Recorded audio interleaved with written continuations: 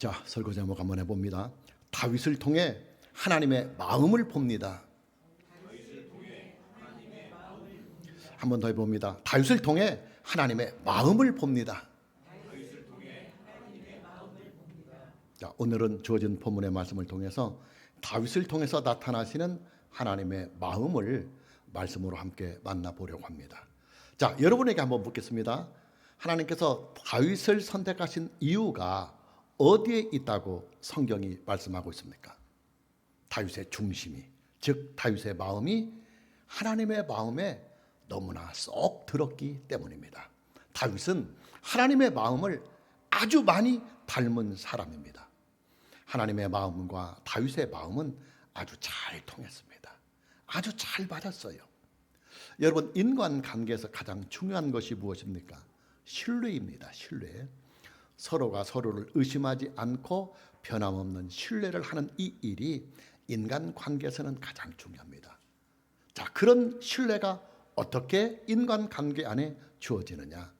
서로가 마음이 잘 맞고 서로의 마음이 잘 통할 때 서로의 신뢰가 깨지지 아니하는 것입니다. 여러분에게 전에도 말씀을 드린 일이 있지만은 제게는 마음이 아주 잘 맞는 절친이 있습니다. 그 친구와 저는 서로가 마음이 잘 통하고 마음이 아주 잘 맞습니다. 같이 있을 때는 물론이거니와 또 서로 떨어져 있을 때에도 그 친구와 저는 서로의 마음을 너무나 잘 알고 있고 그리고 언제나 하나 된 마음을 가지고 있습니다. 그 친구와 저 사이는 지금까지 단 한 번도 노가 없습니다. 글쎄도 없습니다. 생각해보자, 그런 말도 없습니다. 서로가 무슨 부탁을 하거나 무엇인가 서로에게 말을 하면 바로 오케이입니다. 바로 땡큐입니다. 왜냐? 이미 우리는 서로가 그 마음을 다 잊고 서로가 그 마음을 다 헤아리고 있기 때문입니다. 그 친구와 저는 지금까지 단 한 번도 신뢰가 깨진 일이 없습니다. 우정에 금이 가거나 서로의 마음에 섭섭함을 가지게 하거나 또 떨떠름한 일이 지금도 전혀 없습니다. 그 친구와 저는 늘 마음이 하나입니다. 같은 마음을 품고 그리고 같은 마음을 가지고 있습니다. 자, 그렇다고 해서 자주 만나느냐 하는 것도 아닙니다. 그 친구와 저는 3, 4년 꼴에 한 번 정도 만납니다. 그리고 한 번 만나면 서로 시간이 없으니까 2시간 함께 보내다가 다시 헤어집니다. 그럼에도 불구하고 그 친구와 저는 늘 함께 있는 것 그 이상으로 서로 간의 신뢰가 아주 두텁습니다. 하나님과 다윗의 관계가 바로 이런 관계였습니다. 다윗은 하나님의 마음을 아주 많이 닮았어요. 다윗은 하나님의 마음을 잘 헤아렸습니다. 다윗은 하나님의 마음을 늘 살피면서 인생을 살았습니다. 여러분과 함께 기독교 교리를 공부하면서 하나님의 속성에 대하여 공부한 내용이 있습니다. 하나님께서는 영으로만 존재하시는 분이기 때문에 우리가 영으로 존재하시는 하나님의 본체를 안다고 하는 것은 사실상 불가능한 일입니다. 하나님은 영으로만 존재하시니까 보이지 않고 우리가 느낄 수 없고 만질 수 없고 어떻게 확인해 볼 수 없으니까 영으로 존재하시는 하나님의 그 본체를 우리가 안다고 하는 것은 사실상 불가능한 일입니다. 자, 그럼 우리가 알고 있는 하나님은 도대체 뭐냐? 하나님의 본체를 아는 것이 아니라 하나님의 속성을 알고 있는 것입니다. 우리가 이런 것을 한번 생각해 볼 수 있습니다. 저와 여러분의 눈을 다 가린 채로 누군가가 우리의 입에 소금을 넣어주고 우리 입 안에 들어간 이 물질이 무엇이냐고 물어본다면 우리는 금방 소금이요 이렇게 대답을 할 수 있을 것입니다. 그때 우리가 알고 있는 그 소금은 소금의 본체를 알고 맞춘 것이 아니라 소금이 가지고 있는 대표적인 속성인 짠맛을 통해서 소금이라고 하는 것을 우리가 아는 것입니다. 하나님을 아는 일도 마찬가지예요. 하나님께서는 영으로 존재하시는 분이기 때문에 하나님의 본체에 대해서는 우리가 알 수가 없어요. 그러나 하나님께서는 속성을 가지고 계십니다. 소금이 짠맛이라고 하는 속성을 가지고 있는 것처럼 하나님만이 가지고 계시는 하나님의 속성이 있습니다.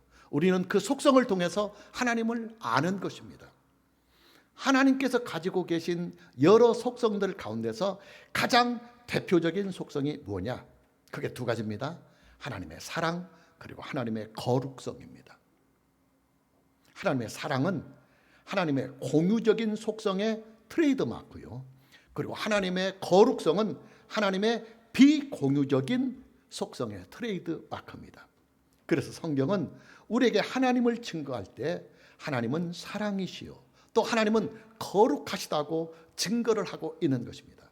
당연히 하나님이 어떤 분이신가를 알려면 하나님의 대표적인 이 속성인 하나님의 사랑과 하나님의 거룩성을 알면 우리는 하나님이 어떤 분인가에 대해서 가장 정확하고도 가장 온전하게 하나님을 알아갈 수가 있습니다. 하나님의 사랑과 하나님의 거룩성을 가장 완벽하게 알 수 있는 사건이 우리의 역사 속에 존재하고 있습니다. 그리고 성경 안에 기록되어 있습니다. 그 사건이 뭐냐? 예수 그리스도의 십자가 사건입니다. 예수님의 십자가 사건은 하나님의 입장에서 볼 때는 하나님의 사랑과 하나님의 거룩성을 가장 완벽하게 나타내 보이시는, 나타내 주시는 사건이고, 그리고 사람의 입장에서 볼 때는 예수님의 그 십자가 사건은 하나님의 사랑과 하나님의 거룩성을 가장 완벽하게 알 수가 있는 사건입니다. 당연히 예수님의 십자가 사건은 하나님의 기록된 말씀인 신구약 성경 66권 중에서 하나님이 어떤 분인가를 가장 정확하게 알 수 있는 사건으로 기록하고 있습니다. 그리고 동시에 예수 그리스도의 십자가 사건은 인류의 역사를 통틀어서, 예수님의 십자가 사건은 역사적인 사건이기 때문에 역사를 통틀어서 하나님이 어떤 분이신가를 알 수 있는 가장 확실하고도 가장 정확한 역사적인 사건이 되는 것입니다. 예수님의 십자가 사건을 아는 것이 하나님을 알 수 있는 가장 정확한 길입니다. 또 예수님의 십자가 사건을 아는 것이 하나님을 알 수 있는 가장 빠른 지름길입니다. 이뿐만이 아니에요. 예수님의 십자가 사건은 우리가 하나님을 만날 수 있는, 사랑의 하나님을 만나고 그리고 거룩하신 하나님을 만날 수 있는 가장 정확한 길이요. 또 예수님의 십자가 사건은 우리가 사랑의 하나님을 그리고 거룩하신 하나님을 경험할 수 있는 가장 빠른 지름길이기도 합니다. 예수님의 십자가 사건이 무엇이냐? 예수님의 십자가 사건은 우리를 향하신 하나님의 구속의 사건이에요. 하나님께서는 우리의 죄를 구속해 주시기 위해서 하나님의 독생자를 완전한 사람으로 이 세상에 보내시고 그 독생자를 통해서 우리의 죄를 대속하셔서 우리의 죄를 완전하고도 영원히 구속해 주십니다. 중요한 것은 성경이 예수님의 십자가 사건을 우리에게 소개하면서 뭐라고 소개를 하느냐면 예수님의 십자가 사건은 우리를 향하신 하나님의 사랑이 가장 완벽하게 나타난 사건이라고 성경은 우리에게 말씀하고 있습니다. 우리가 참고구절로 로마서 5장 8절 말씀을 보면 우리가 아직 죄인 되었을 때 그리스도께서 우리를 위하여 죽으심으로, 즉 십자가 사건을 말하는 것입니다. 하나님께서 우리에 대한 자기의 사랑, 즉 하나님의 사랑을 확증하셨느니라. 여기서 확증이라고 하는 것은 결정적인 증거, 가장 확실한 증거라는 말입니다. 이 증거 하나만 있으면 법적으로 가장 확실한 대항력이 된다는 말이에요. 이 증거 하나만 있으면 그 어떤 증거, 그 어떤 일이 있어도 이 증거를 이길 수 없는 가장 결정적이며 확실한 법적인 증거가 된다는 말입니다. 자, 무슨 말이냐? 예수님의 십자가 사건은 하나님을 알 수 있는 가장 확실한 법적인 증거가 된다는 말이에요. 조금 전에 여러분들에게 이런 말씀을 드렸어요. 하나님께서는 영으로만 존재하시는 분이기 때문에 영으로 존재하시는 하나님의 본체를 우리가 안다고 하는 것은 사실상 불가능하다고 말입니다. 자, 그럼 우리가 알고 있는 하나님은 도대체 어떤 하나님이냐? 우리가 알고 있는 하나님은 사실상 하나님의 본체가 아니라 하나님께서 가지고 계시는 속성을 통해서 우리는 하나님을 알 수 있는 거예요. 우리가 아는 하나님은 하나님의 속성에 대하여 아는 것입니다. 제 말이 아니고 2000년 동안 기독교에서 내려오는 성경을 조직적으로 해석해서 만들어 온 기독교 교리에서, 개혁교회 기독교리에서 나오는 말입니다. 여러분, 성경이 증언을 하고 계시는 하나님은요, 하나님의 속성에 대한 증언입니다. 하나님께서는 우리로 하여금 하나님을 알 수 있도록, 하나님은 영이시기 때문에 우리가 볼 수도 없고 만질 수도 없고 느낄 수도 없고 어떻게 확인해 볼 수 없으니까 하나님께서, 영이신 하나님께서 우리에게 나는 이렇다 하고 나타내실 수 있는 하나님만이 가지고 계시는 이 속성들을 신구약 성경 66권을 통해서 우리에게 다 담아 주셨어요. 그 하나님의 대표적인 속성이 뭐냐면 하나님의 사랑과 하나님의 거룩성입니다. 당연히 우리는 하나님의 사랑과 하나님의 거룩성을 알면 하나님이 어떤 분인가 하는 것을 우리는 충분하게 알 수가 있습니다. 하나님께서는 하나님의 사랑과 하나님의 거룩성을 하나의 사건에 온전하게 담아 주셨습니다. 그 하나의 사건이 뭐냐면 바로 예수 그리스도의 십자가 사건입니다. 그래서 예수 그리스도의 십자가 사건이 기독교 신앙의 중심이 되는 것입니다. 여러분, 우리가 하나님을 제대로 알 수 있는 가장 확실한 길은요, 예수님의 십자가 사건의 진실을 아는 길입니다. 자, 문제는 예수님의 십자가 사건은 믿음을 가지고 봐야만 예수님의 십자가 사건의 진실이 바르게 보여진다고 하는 이 사실에 있습니다. 제가 중학교 시절에 저희 반 친구 중에 삼례에서 제일 가는 부잣집 아들이 있었어요. 그 친구의 아버지는 삼례 터미널 근처에서 주유소를 하고 있었어요. 어느 날 그 주유소에서 불이 났어요. 엄청난 불이었습니다. 그런데 그 불을 바라보고 있는 사람들의 태도가 각각 다 달랐습니다. 그 주유소 사장님인 제 친구의 아버지는 거의 반 미친 상태로 막 동분서주하면서 불을 진압하고 있는 소방대원들을 도왔습니다. 그러나 그 장면을 구경만 하고 있는 구경꾼들은 말 그대로 구경꾼들이었습니다. 불 구경만 하고 있는 것입니다. 무슨 말이냐? 사건은 하나인데 그 하나의 사건을 대하는 사람들의 태도는 전혀 다르게 나타나더라는 거예요. 예수님의 십자가 사건도 마찬가지입니다. 예수님의 십자가 사건은 역사적으로 하나의 사건인데 그 십자가 사건을 바라보는 사람들의 반응은 각각 달라요. 전혀 다르게 나타납니다. 어떤 사람들은 예수님의 십자가 사건을 구경만 하고 바라만 봅니다. 그들은 말하기를, 아니 너희들이 믿는 하나님이 진짜로 전지전능하신 하나님이시고 그리고 창조자가 맞다고 한다면, 아니 미쳤다고 그런 능력 있는 하나님이 자기의 독생자를 죽여서 타락한 인간을 구원한단 말이냐 하면서 우리들을 훈계만 하려고 합니다. 예수님을 믿는 사람들을 훈계만 하려고 합니다. 그러나 예수님의 십자가 사건을 믿음으로 바라보는 사람들은 예수님의 십자가 사건을 통해서 우리를 향하신 하나님의 사랑을 봅니다. 우리를 향하신 예수 그리스도의 사랑을 우리는 예수님의 십자가 사건을 통해서 바라보게 됩니다. 그리고 그 사랑 안에서 하나님의 구속의 은혜를 우리는 충만하게 얻게 됩니다. 여러분이 병원에 가서 진료를 받으려면 수납 창구에 가서 진료비를 수납을 해야 합니다. 수납은 내가 병원에서 진료를 받겠다고 하는 나의 적극적인 의사표시요, 그리고 나의 적극적인 의사결정입니다. 내가 수납을 통해서 병원 측에게 나 이 병원에서 아무개 의사에게 진료를 받고 치료를 받겠다고 하는 의사결정을 보이면 병원 측은 나의 그 수납을 보고 바로 진료에 들어가고 치료에 들어갑니다.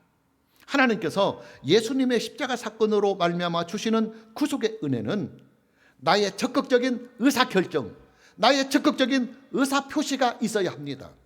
하나님께서는 독재자가 아니기 때문에 나의 의사표시에 반하는 그런 일을 하나님께서는 강제적으로 행하시지 아니하셔요. 나의 믿음은 수납의 적극적인 의사표시요, 나의 믿음은 수납의 적극적인 의사결정입니다. 하나님께서 나를 구원하시려 할 때, 하나님께서 나에게 은혜를 주시려 할 때, 감사합니다, 내가 하나님의 은혜를 다 받겠습니다, 하나님께서 나를 구원하시고자 하시는 그 은혜를 내가 다 받겠습니다는 나의 적극적인 의사표시, 나의 적극적인 의사결정이 바로 수납인데, 그 수납을 우리는 성경에서 믿음이라고 하는 것입니다. 그래서 믿음은 하나님께서 우리에게 은혜로 주시는 일을 내가 받겠다고 하는 나의 의사결정이고, 그리고 나의 의사표시입니다. 하나님께서는 예수님의 십자가 사건을 통해서 우리를 구원하시려고 성령을 통해서, 성경을 통해서, 성경 말씀을 통해서 우리를 부르십니다. 그때 하나님께서 우리를 부르시는 그 부르심, 콜링에 내가 믿음으로 수납을 하면 하나님의 구속하신 그 은혜와 능력이 나에게 온전하고도 충만하고도 완전하게 영원히 임하시게 됩니다. 다윗은 하나님의 마음에 아주 쏙 드는 사람이었어요. 도대체 다윗의 무엇이 그렇게도 하나님의 마음에 쏙 들었을까요? 하나님께로 향하는 다윗의 마음이었습니다. 우리가 참고절로 사무엘상 16장 7절 말씀을 보면 여호와께서 사무엘에게 이르시되 그의 용모와 키를 보지 말라. 내가 이미 그를 버렸노라. 자, 여기서부터 중요합니다. 내가 보는 것은 사람과 같지 아니하니 사람은 외모를 보거니와 나 여호와는 중심을 보느니라. 하나님께서 다윗을 선택하신 이유에 대한 성경 말씀의 기록입니다. 사람은 외모를 보거니와 나 여호와는 중심을 보느니라. 하나님께서 다윗의 중심이 너무나 쏙 마음에 들어서 다윗을 선택하여 쓰셨다는 말씀이에요. 자, 여기서 말씀하고 있는 중심이란 사람의 마음을 의미한다고 여러분들에게 이미 사무엘상 강해를 통하여 여러 차례 말씀을 드렸습니다. 전에도 말씀을 드렸지만 성경은 사람의 중심을 마음에 두고 있습니다. 뇌, 머리가 아닙니다. 마음, 심장에 두고 있습니다. 그 이유가 뭐냐면 사람의 마음은 하나님께서 우리 안에 내주하실 때 내주하시는 자리, 이것이 바로 우리의 마음입니다. 하나님은 우리의 마음에 영으로 존재하시기 때문에 영으로 존재하시는 그 하나님께서는 우리의 마음에 임재하십니다. 또 우리의 마음은 하나님의 은혜를 수납할 수 있는 믿음이 거주하는 믿음의 자리예요. 그래서 우리가 마음으로 믿는 것입니다. 또 우리의 마음은 우리의 생명이 자리를 잡고 있는 생명의 자리입니다. 여러분, 마음을 하트로, 심장으로 표시합니다. 사람이 죽은 것과 살아있는 것을 어떻게 분별을 하느냐면 심장이 뛰지 않으면 죽었다고 말하고 심장이 뛰는 한 살아있다고 말하는 것입니다. 이것은 제 말이 아니고 법학에서도 죽음의 정의를 심장이 상당 기간 뛰지 않으면 죽음이라고 사망을 내는 것이고 선고를 하는 것이고, 그리고 의사들도 의학에서도 심장이 상당 기간 동안 뛰지 않을 때 죽었다고 판단을 하는 것입니다. 그래서 사람의 마음은 바로 사람의 생명이 존재하는 생명의 자리예요. 또 한 가지, 사람의 마음은 그 사람의 인격과 그 사람의 성품이 자리를 잡고 있는 성품의 자리가 돼요. 심보가 고약한 사람, 마음이 고약한 사람은 성품도 인격도 삐뚤어져 있습니다. 마음이 착하고 마음이 아름답고 마음이 고운 사람은 인격도 아름답고 성품도 좋아요. 왜냐하면 우리의 성품과 그리고 우리의 인격은 우리의 마음이라고 하는 곳에 자리를 잡고 있기 때문입니다. 그렇기 때문에 성경은 한 인간을 평가하실 때 마음을 보는 거예요. 하나님은 우리의 마음을 봅니다. 그렇다면 결국 다윗의 마음이 하나님께 쏙 들었다고 하는 이 성경의 말씀은 다윗의 믿음과 다윗의 인격, 다윗의 성품이 하나님의 마음에 쏙 들었다는 말이에요. 여러분, 다윗은요 믿음의 사람이었습니다. 그리고 동시에 다윗은 그의 성품이 메시아의 성품, 즉 예수 그리스도의 성품을 아주 많이 닮았습니다. 바로 이 두 가지가 다윗에게 있었던 가장 큰 강점이었습니다. 그러기에 성경이 말씀하고 있는 다윗에 관한 모든 기록들과 다윗에 관한 모든 사건들을 보면 거기에는 항상 다윗의 믿음이 나오고 있고, 그리고 예수 그리스도 즉 메시아를 닮은 다윗의 인격과 다윗의 성품이 잘 표현되고 있습니다. 다윗의 믿음과 다윗의 성품이 잘 드러나고 있는 사건이 우리가 지금까지 보았던 사무엘상 강해에 있습니다. 그게 뭐냐면 사울왕을 죽일 수 있는 두 번의 결정적인 사건이었습니다. 다윗은 사울왕을 죽일 수 있는 두 번의 결정적인 기회를 잡았지만, 그러나 그 두 번의 결정적인 기회를 그 스스로가 단호히 다 버렸습니다. 다윗이 무엇 때문에 그 좋은 기회를 두 번씩이나 그 스스로가 다 버렸느냐? 다윗의 믿음과 다윗의 성품, 즉 인격 때문이었습니다. 다윗은 그가 이스라엘의 왕이 되는 그 일보다도 하나님께로 향하는 그의 마음을 항상 더 중요하게 여겼던 사람이에요. 다윗은 자기를 죽이려고 하는 사울왕을 없애는 그 일보다도, 원수를 죽이는 그 일보다도 하나님께로 향하는 그의 마음을 지키는 일을 항상 더 소중하게 여겼던 사람입니다. 다윗은 자기의 성공이나 자기의 안위나 자기의 출세보다도 하나님께로 향하는 그의 마음을 지키는 일을 항상 더 중요하게 여겼던 사람이에요. 그러기에 그는 사울왕을 죽여서 그가 이스라엘의 왕이 될 수 있는 그 길과 또 사울왕을 죽여서 자기의 안위를 지킬 수 있는 그 일을 다 버리고 오직 하나님께로 향하는 그의 마음을 성실하게 지켜나갈 수가 있었던 것입니다. 하나님께로 향하는 다윗의 마음이 뭐냐? 사랑입니다. 하나님을 사랑하고 그리고 사람을 사랑하는 다윗의 이 사랑입니다. 여러분, 하나님의 대표적인 속성이 뭐라고 그랬습니까? 하나님의 사랑과 하나님의 거룩성이라고 그랬습니다. 특히 하나님의 사랑은, 이 부분 중요합니다. 하나님의 사랑은 하나님의 대표적인 속성이면서 동시에 사람에게도 있는 속성입니다. 그러기에 기독교 교리에서는 하나님의 이런 속성을 공유적인 속성이다. 인간과 하나님이 함께 공유하고 있는 속성이다. 여러분, 사랑이라고 하는 것은 하나님께만 있는 것이 아니고 인간에게도 있어요. 이것을 기독교 교리에서는 하나님과 인간이 함께 공유하고 있는 속성이다. 그래서 공유적인 속성이라고 합니다. 그러나 거룩성은 하나님에게만 계시는 속성입니다. 우리에게는, 인간에게는 거룩성이 없어요. 그래서 이 거룩성은 비공유적, 즉 하나님과 인간이 함께 공유하지 않고 하나님 한 분에게만 계시는 속성이다. 그래서 기독교 교리에서는 비공유적 속성이라고 그럽니다. 다윗에게는 사랑이 있어요. 그런데 그 사랑이 다른 사람들보다는 조금 달라요. 하나님의 사랑과 많이 근접하고 있는 것입니다. 여러분, 하나님의 사랑과 인간의 사랑은 공유적인 속성임에도 불구하고 인간의 사랑은 타락한 본성을 가지고 있는 사랑이기 때문에 사실은 결함이 많고 허점이 많고 이기적인 사랑이 될 수가 있어요. 그러나 하나님은 거룩하신 분이기 때문에 하나님의 사랑의 그 속성은 완전하고 영원하고 절대적입니다. 그런데 다윗은 그 하나님의 완전하고도 절대적인 흠없는 그 사랑을 많이 닮은 사람이에요. 그는 하나님의 본체요, 그리고 하나님의 독생자이신 예수 그리스도의 사랑을 너무나 많이 빼닮은 사람이에요. 여러분, 예수님의 사랑이 무엇입니까? 예수님의 사랑은 심판의 대상인 죄인까지도 보듬어 가시는 사랑이고, 또 예수님을 십자가에 못 박은 원수들까지도 보듬어 가시는 사랑이었습니다. 예수님께서는 예수님을 십자가에 못 박는 무리들을 향하여 하나님께 이런 기도를 드립니다. 아버지여, 저들을 사하여 주옵소서. 자기들이 하는 것을 알지 못함이니이다. 예수님의 사랑은 죄인까지도 그리고 원수까지도 보듬어 가시는 사랑이라는 말이에요.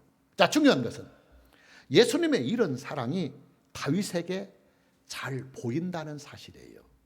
다윗은 자기를 죽이려고 하는 사울왕을 2번씩이나 살려준 사람이에요. 다윗은 사울왕과 요나단을 포함한 사울왕의 세 아들들의 죽음의 소식을 듣자 자기의 옷을 찢어 애통을 표하고 하루 종일 금식을 하면서 그의 슬픔을 표했습니다. 다윗은 사울왕의 막내 아들인 이스보셋이 마하나임에 가서 이스라엘의 왕으로 옹립을 받자 그를 죽이려고 군대를 동원하지 아니하였습니다. 사울왕의 막내 아들인 이스보셋은 다윗이 죽인 것이 아니라 이스보셋의 부하 장수가 이스보셋을 배반해서 암살을 당한 것입니다. 이뿐만이 아니에요. 다윗은 이스보셋을 이스라엘 왕으로 옹립을 한 사울왕의 군대 장관인 아브넬조차도 그를 향하여 복수의 칼을 휘두르지 아니하고 그를 사랑으로 보듬어 갔습니다. 사울왕의 군대 장관인 아브넬은 다윗이 죽인 것이 아니라 군부 세력들끼리 서로 자리 다툼을 하다가 다윗의 군대 장관인 요압에게 암살을 당했습니다. 자, 무슨 말이냐? 성경은 우리에게 다윗을 소개할 때 항상 메시아의 성품, 메시아의 인격, 메시아의 사랑을 예표해 주고 있다는 말이에요. 그만큼 다윗은 그의 마음이 예수님의 마음, 즉 예수님의 사랑을 쏙 빼다 닮았다는 말입니다. 그렇다면 여러분, 우리는 이것을 알아야 합니다. 하나님께서 왜 그토록 다윗을 아끼며 다윗을 사랑하시며 다윗을 크게 사용을 하셨는지를 말입니다. 그 이유는 다윗의 믿음과 그리고 다윗의 사랑이 하나님의 마음에 쏙 들었기 때문입니다. 지금부터 아주 중요한 말씀을 여러분에게 드리려고 합니다. 여러분, 하나님께서 사람을 평가하시는 기준은요, 사람의 공로나 사람의 업적에 있지 아니합니다. 하나님께서 사람을 평가하시는 그 기준은 오직 믿음 그리고 오직 사랑입니다. 하나님께서는 오직 믿음으로 인생을 살아가는 사람에게 인생의 최고점을 주십니다. 그리고 하나님께서는 사랑으로 인생을 살아가는 바로 그 사람에게 인생의 최고의 점수를 주십니다. 하나님께서 노아를 평가하시고 아브라함과 이삭과 야곱을 평가하시고 또 하나님께서 요셉을 평가하시고 모세를 평가하시고 또 하나님께서 여호수아와 사무엘과 다윗을 평가하시는 그 모든 일들을 보면 하나님께서는 언제나 그리고 한결같이 하나님의 사람들을 평가하실 때 오직 믿음으로 그를 평가하시고 오직 사랑으로 그를 평가하십니다. 그리고 하나님께서는 지금도 여전히 우리를 향해서도 오직 믿음으로 우리의 인생을 평가하시고 오직 사랑으로 우리의 인생을 판단하시고 평가하십니다. 마무리를 하려고 합니다. 저와 여러분들도 그리고 우리가 사랑하는 우리의 자녀들도 다윗처럼 하나님께로부터 인생의 최고의 점수를 받으면서 인생을 살아갈 수 있는 길이 있습니다. 그 길이 뭐냐? 오직 믿음으로 인생을 살아가는 그 길이요. 그리고 오직 하나님을 사랑하고 사람을 사랑하면서 살아가는 바로 그 길입니다.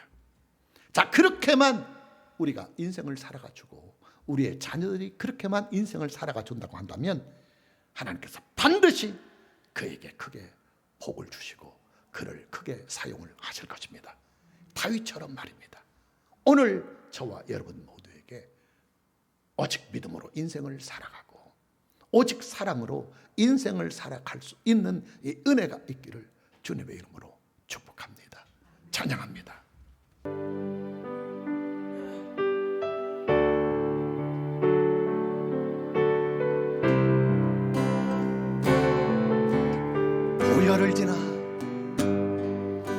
보혈을 지나 하나님 품으로 보혈을 지나 아버지 품으로 보혈을 지나 하나님 품으로 한 걸음씩 나 다시 보혈을 지나 보혈을 지나 하나님 품으로 보혈을 지나 아버지 품으로 보혈을 지나 하나님 품으로 한 걸음씩 나가네. 존귀한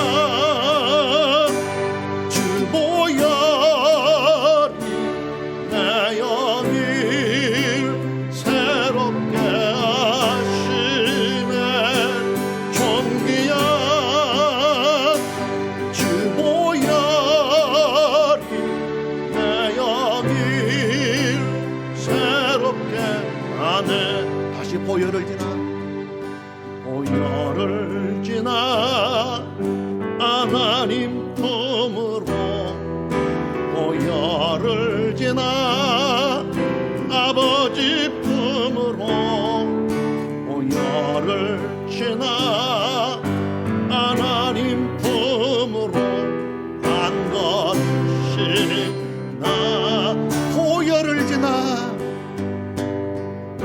보혈을 지나 하나님 품으로 보혈을 지나 아버지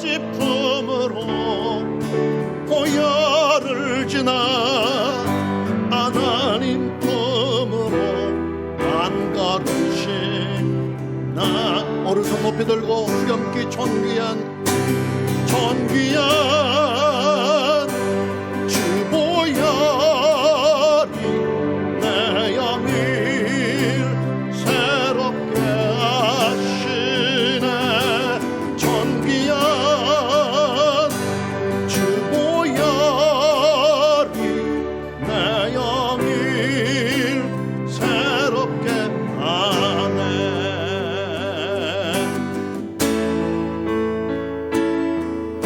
보혈을 지나 하나님 품으로 보혈을 지나 아버지 품으로 보혈을 지나 하나님 품으로 안거리신다. 보혈을 지나